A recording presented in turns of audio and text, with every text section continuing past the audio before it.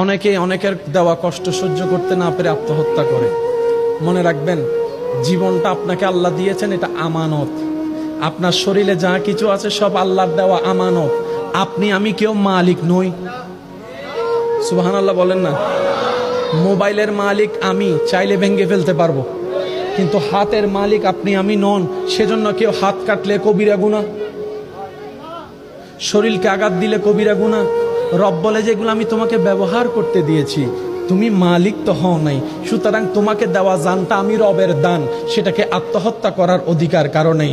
সবচেয়ে চমৎকার বিষয় কি জানেন? অনেকে যারা আত্মহত্যা করে দুনিয়াকে বুঝাতে চায় আমি মরে গেলেই তুই বুঝতে পারবি, আমি মরে গেলেই জগৎ বুঝবে আমার দামটা কি। তারা ঠিকই মরে যায়, জগৎ একদিন তাদেরকে আর ভুলে যায়। কারণ দুনিয়া এত ব্যস্ত, কেউ কাউকে মনে রাখার বেশি টাইম পায় না। একটু জানাজার নামাজে খেয়াল করে দেখেন, অনেক কষ্ট করে মানুষ একটু জানাজায় যায়, নামাজটা পড়ে আর দেরি করে না।